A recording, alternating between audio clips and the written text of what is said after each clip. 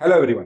हमारी 3 ऐप है। Bhushan science plus पहली ऐप जिसमें हम मेडिकल, फार्मेसी और नर्सिंग के video lecture study material provide करते हैं। दूसरी हमारी ऐप है भूषण साइंस नीट, जिसमें हम NEET related video lectures, live classes और स्टडी मटेरियल प्रोवाइड करते हैं। और तीसरी हमारी ऐप है भूषण साइंस एग्जाम, जिसमें हम वेरियस एग्जाम्स की टेस्ट सीरीज प्रोवाइड करते हैं, including your pharmacy, nursing, medical, government, non government, each and every exam. Thank you. परिचय। नमस्ते पिताजी। माँ ने मुझसे ये गोली आपको देने के लिए कहा और इसे लेने के बाद आप बेहतर महसूस करेंगे। ठीक है, लाओ इसे मुझे दे दो। पिताजी, यह गोली आपके स्वास्थ्य को किस प्रकार प्रभावित करती है? ये गोली मेरे शरीर को ताकत देती है और इसे खाने से मैं ठीक हो जाऊंगा। पिताजी, यह गोली किस चीज की बनी है? रोहित, ये संपूरक गोलियां हैं और इस गोली में लैक्टिक बैक्टीरिया यानी जीवाणु का प्रयोग किया गया है जो मेरे शरीर को ताकत देता है। पिताजी, बैक्टीरिया क्या है? बेटा, ये एकल कोशिकीय सूक्ष्मजीव हैं। वे हर जगह मौजूद हैं, जैसे कि हमारे भोजन में और वायु में आदि। वाह, ये तो काफी रोचक है पिताजी। क्या तुम और अधिक जानना चाहते हो? हाँ पिताजी। इस पाठ में आप जानेंगे कि सूक्ष्मजीव मानव जीवन में किस प्रकार सहायक हैं।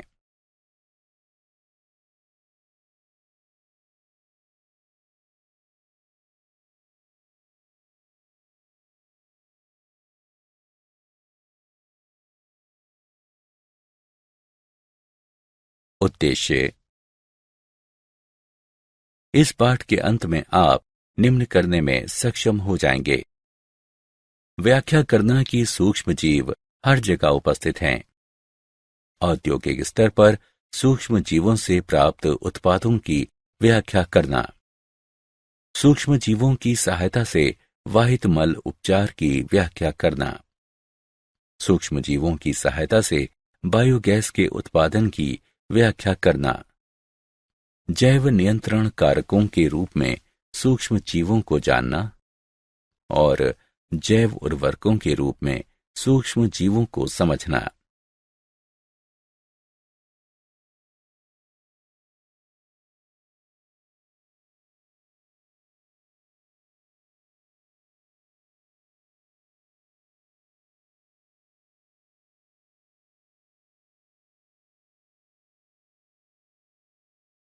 घरेलू उत्पादों में सूक्ष्म जीव। सूक्ष्म जीव बहुत छोटे जीव होते हैं। वे इतने सूक्ष्म होते हैं कि बिना किसी सूक्ष्मदर्शी के दिखाई नहीं देते, जबकि उनकी पृथ्वी पर अधिकता है। वे हर जगह रहते हैं, वायु, मृदा, चट्टान और जल में। ये सूक्ष्म जीव पादपों और जंतुओं के साथ साथ मानव शरीर में भी पाए जाते हैं। कुछ सूक्ष्म जीव मानवों, पादपों और जंतुओं में रोग फैलाते हैं, जबकि कुछ अन्य एक स्वस्थ जीवन के लिए आवश्यक हैं और हम उनके बिना जीवित नहीं रह सकते। अधिकांश सूक्ष्म जीव 4 प्रमुख समूहों में से किसी न किसी एक से संबंधित होते हैं: जीवाणु, विषाणु, कवक या प्रोटोजोआ। कई ऐसे भोज्य पदार्थ हैं जिन्हें सूक्ष्म जीवों द्वारा बनाया जाता है। उदाहरण के लिए, खट्टी गोभी का उत्पादन कटी हुई गोभी के भीतर ल्यूकोनोस्टॉक और लैक्टोबैसिलस स्पीशीज द्वारा किया जाता है। अचार बनाने के लिए खीरों को इन्हीं सूक्ष्म जीवों द्वारा किण्वित किया जाता है।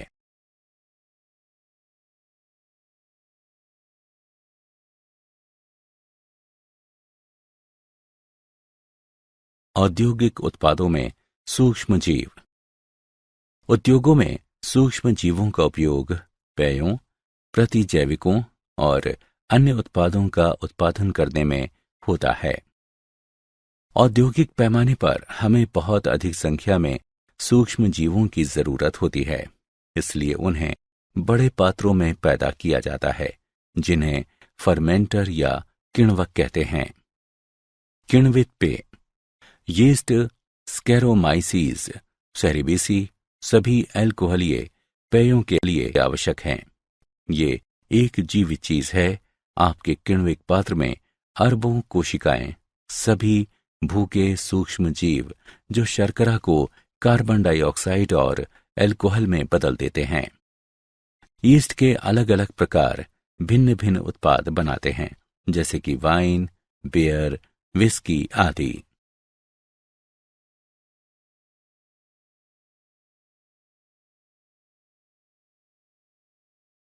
प्रतिजैविक यानी एंटीबायोटिक। पहले प्रतिजैविक पेनिसिलिन की खोज अलेक्जेंडर फ्लेमिंग ने की थी। प्रतिजैविक एक ऐसी दवा है जो जीवाणु को मारती है या इसकी वृद्धि को कम करती है। प्रतिजैविक प्रति सूक्ष्म जीवियों की एक श्रेणी है, एक बड़ा समूह जिसमें प्रति विषाणु, प्रति कवक और प्रति परजीवी दवाएं शामिल हैं। वे परपोषी के लिए अपेक्षाकृत हानि रहित हैं और इसलिए संक्रमण के उपचार हेतु उनका उपयोग किया जा सकता है। पेनिसिलिन की क्रियाविधि। यह एक पदार्थ के उत्पादन को रोककर कार्य करता है जो कोशिका भित्ति पेप्टिडोग्लाइकेन बनाता है। इसका अर्थ है कि कोशिका विभाजित हुए या नई कोशिका भित्ति को विकसित किए बिना ही निरंतर रूप से वृद्धि करेगी, इसलिए भित्ति दुर्बल हो जाएगी और फलस्वरूप टूट जाएगी।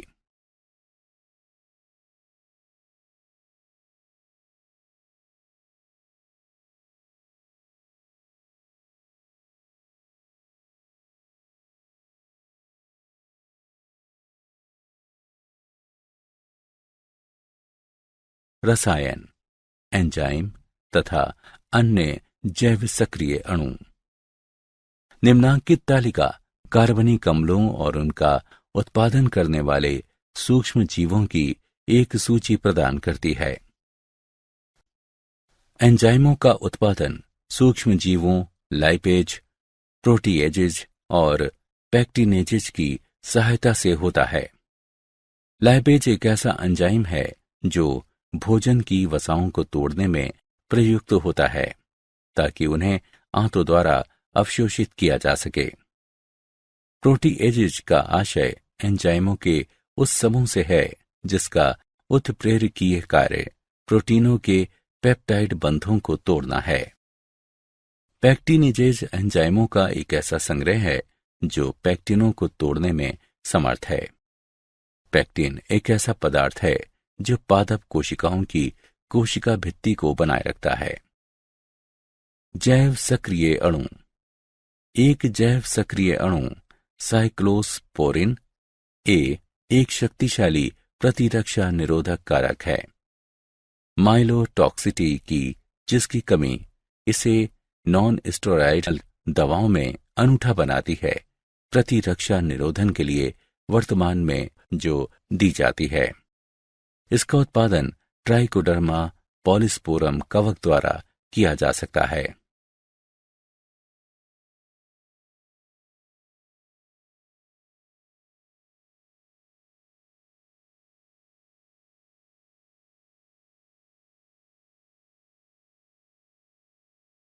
वाहित मल उपचार में सूक्ष्म जीव।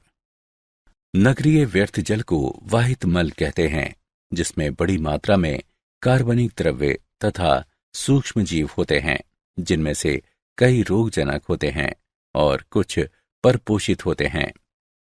प्रदूषण के बोझ को कम करने के लिए वाहित मल को जलाशयों में विसर्जित करने से पहले इसका वाहित मल उपचार संयंत्रों में उपचार किया जाता है। उपचार में निम्न 2 चरण शामिल हैं। प्राथमिक उपचार। प्राथमिक वाहित मल के उपचार में व्यर्थ जल को मोटी रेत, कंकड़ों, कार्बनिक और अकार्बनिक अपशिष्टों, वसीय पदार्थों आदि की अशुद्धियों से मुक्त किया जाता है। नगरीय व्यर्थ जल में बड़ी बड़ी वस्तुएं होती हैं, जैसे फटे पुराने कपड़े, डिब्बे, टिन आदि, जिन्हें स्क्रीन द्वारा हटा दिया जाता है। यह आवश्यक है क्योंकि इन वस्तुओं की उपस्थिति में संयंत्र के संवेदनशील भागों को नुकसान पहुंच सकता है। स्क्रीन के बाद एक ग्रिड चैम्बर होता है जिसका उपयोग रेत तथा अन्य भारी अकार्बनिकों को अलग करने के लिए किया जाता है। इस प्रकार ग्रिड चैम्बर में इकट्ठा की गई सामग्री को निपटान के लिए एकत्र कर उसे थैलों में भर दिया जाता है। कुछ संयंत्र अवसादन चरण का उपयोग करते हैं जिसमें वाहित मल को बड़े बड़े टैंकों से गुजारा जाता है जिन्हें प्राथमिक विशुद्धक या प्राथमिक अवसादन टैंक कहते हैं। इन टैंकों में तैरते हुए सामग्री को अलग किया जाता है तथा सजातीय द्रव जैविक उपचार के लिए तैयार रहता है, जबकि स्लज को अलग से उपचार द्वारा हटाया जाता है।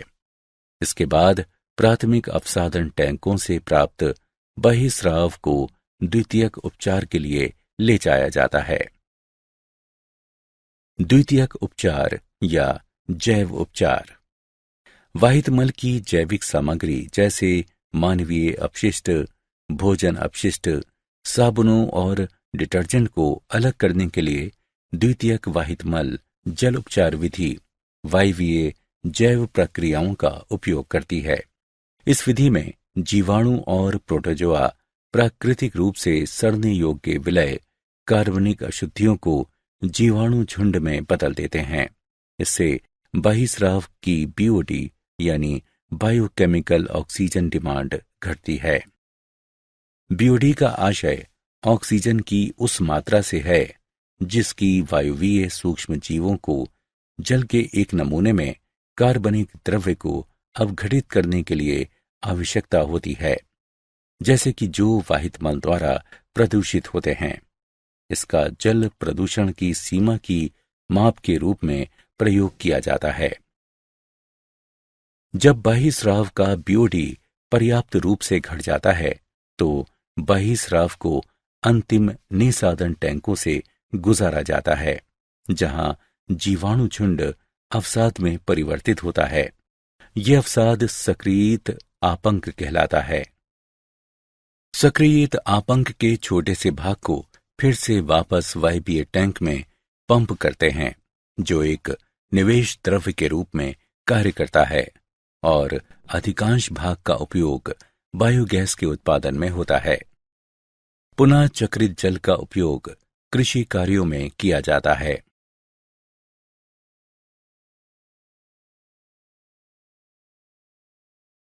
बायोगैस के उत्पादन में सूक्ष्म जीव बायोगैस गैसों जिसमें मुख्यतः मीथेन शामिल है का एक मिश्रण है जिसका उत्पादन सूक्ष्म जीवीय गतिविधि द्वारा किया जाता है और जिसका उपयोग ईंधन के रूप में किया जाता है। गोबर बायोगैस का प्रमुख स्रोत है क्योंकि गोबर में जीवाणुओं की संभावना दूसरों की तुलना में अधिक होती है। मीथेनोबैक्टीरियम ये वो जीवाणु हैं जो पशुओं के रूमेन यानी उदर के एक भाग में पाए जाते हैं।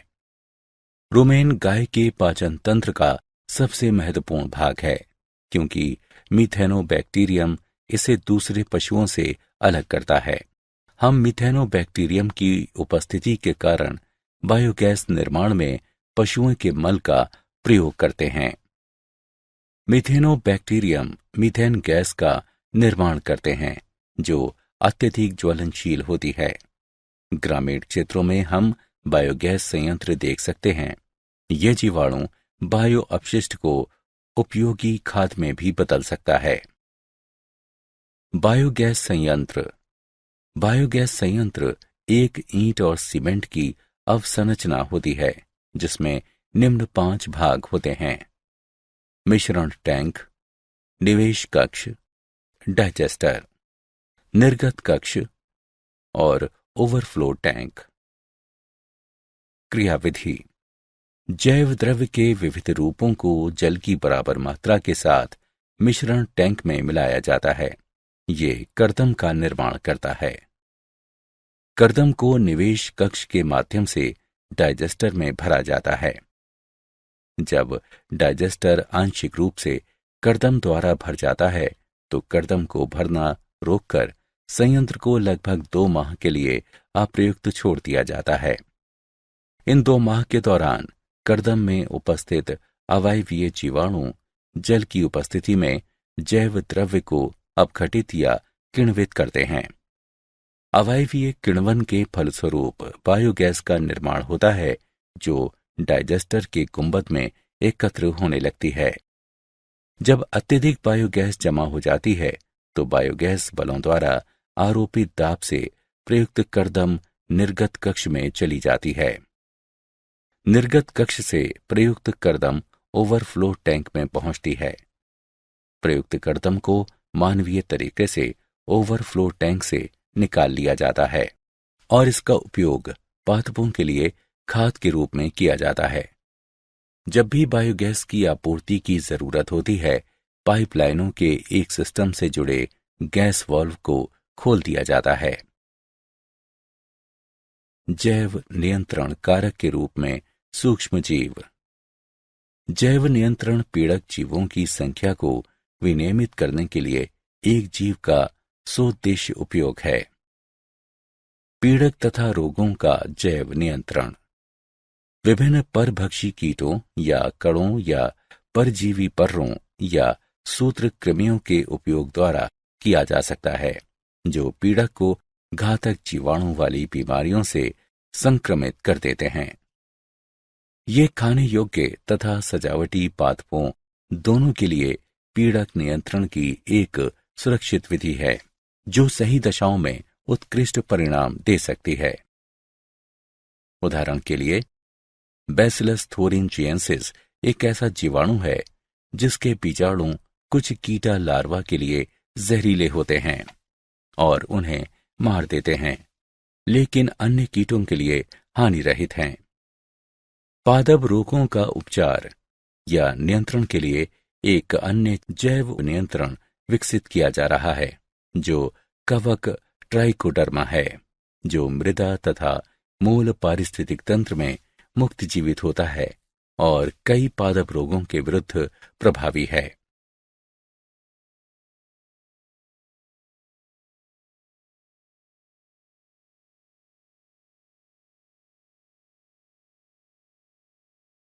जैव उर्वरक के रूप में सूक्ष्म जीव। जैव उर्वरक एक ऐसा पदार्थ है जिसमें जीवित सूक्ष्म जीव होते हैं, जिन्हें जब बीज पादप की सतहों या मृदा पर छोड़ा जाता है तो ये राइजोस्फीयर या पादप के अग्रभाग में बस्ती बना लेते हैं तथा परपोषी पादप के लिए प्राथमिक पोषकों की आपूर्ति या उपलब्धता को बढ़ाकर वृद्धि का संवर्धन करते हैं। जीवाणु, साइनोबैक्टीरिया तथा कवक माइकोराइजा जीवों के 3 समूह हैं, जिनका उपयोग जैव उर्वरकों के रूप में किया जाता है। जीवाणु, उदाहरण के लिए राइजोबियम, एजोबैक्टर, एजोस्पाइरिलम आदि। राइजोबियम एक मृदा में रहने वाला जीवाणु है जो लेग्यूम जड़ों में बस्ती बनाने में सक्षम है तथा ये वायुमंडलीय नाइट्रोजन को सहजीवी रूप से स्थिर करता है। साइनोबैक्टीरिया, जलीय दशा में साइनोबैक्टीरिया वृद्धि करते हैं, वायुमंडलीय नाइट्रोजन को स्थिर करते हैं तथा वातावरण में एमिनो अम्ल, प्रोटीन और दूसरे वृद्धि प्रेरक पदार्थों को मुक्त करते हैं। साइनोबैक्टीरिया के उदाहरण साइटोनेमा, नील हरित शैवाल, माइक्रोसिस्टेस आदि। कवक या माइकोराइजा। माइकोराइजा कवक के समूह होते हैं जो पादपों की जड़ों में वृद्धि करते हैं। वास्तव में ऐसे नवोद्भिद जिनमें माइकोराइजा वाले कवक होते हैं, पौधारोपण के बाद अपनी जड़ों पर बेहतर तरीके से वृद्धि करते हैं और तेजी से बढ़ते हैं। कवकीय सहजीवी पादप से आश्रय और भोजन प्राप्त करते हैं।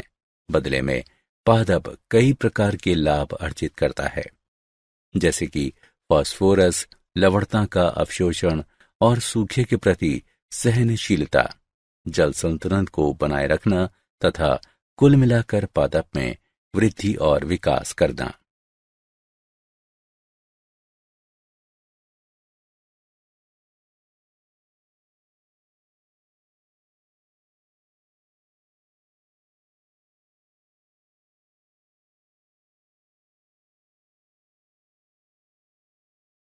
क्या आप जानते हैं, अनुसंधानकर्ताओं ने मुहासों से छुटकारा दिलाने के लिए एक स्किन वायरस तैयार किया है।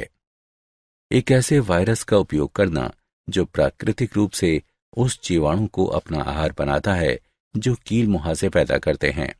एक ऐसा टूल प्रदान करना है जो मुहासे के शारीरिक और मानसिक भय से निजात दिलाता है।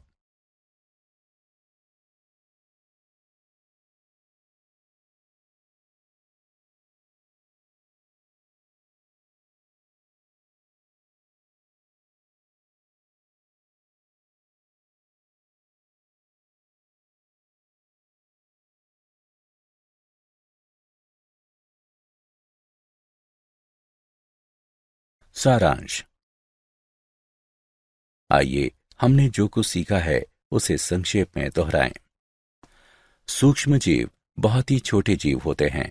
वे इतने सूक्ष्म जीव होते हैं कि बिना किसी सूक्ष्मदर्शी के दिखाई नहीं देते, जबकि उनकी पृथ्वी पर अधिकता है। वे हर जगह रहते हैं, वायु, मृदा, चट्टान और जल में। अधिकांश सूक्ष्म जीव 4 प्रमुख समूहों में से किसी न किसी एक से संबंधित होते हैं: जीवाणु, विषाणु, कवक या प्रोटोजोआ। उद्योगों में सूक्ष्म जीवों का उपयोग पेयों, प्रतिजैविकों और अन्य उत्पादों का उत्पादन करने में होता है। पहले प्रतिजैविक पेनिसिलिन की खोज अलेक्जेंडर फ्लेमिंग ने की थी। एंजाइमों का उत्पादन सूक्ष्म जीवों, लाइपेज, प्रोटीएजेज और पेक्टिनेजेज की सहायता से होता है।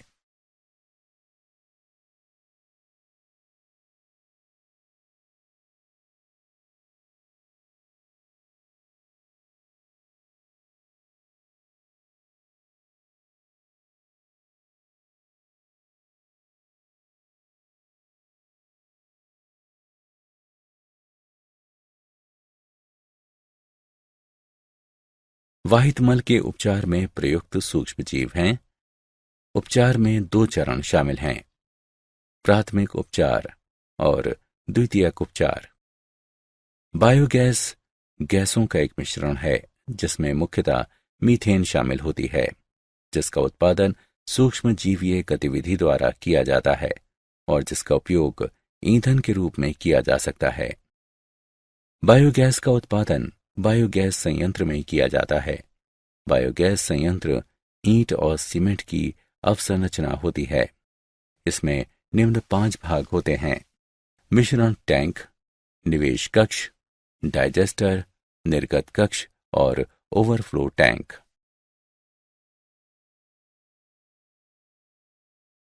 जैव नियंत्रण पीड़क जीवों की संख्या को विनियमित करने के लिए एक जीव का सौद्देश्य उपयोग है। जैव उर्वरक एक ऐसा पदार्थ है जिसमें जीवित सूक्ष्म जीव होते हैं, जिन्हें जब बीज पादप की सतहों या मृदा पर छोड़ा जाता है तो ये राइजोस्फीयर या पादप के अग्रभाग में बस्ती बना लेते हैं तथा परपोषी पादप के लिए प्राथमिक पोषकों की आपूर्ति या उपलब्धता को बढ़ाकर वृद्धि का संवर्धन करते हैं। जीवाणु, साइनोबैक्टीरिया तथा कवक यानी माइकोराइजा जीवों के 3 समूह हैं जिनका उपयोग जैव उर्वरकों के रूप में किया जाता है।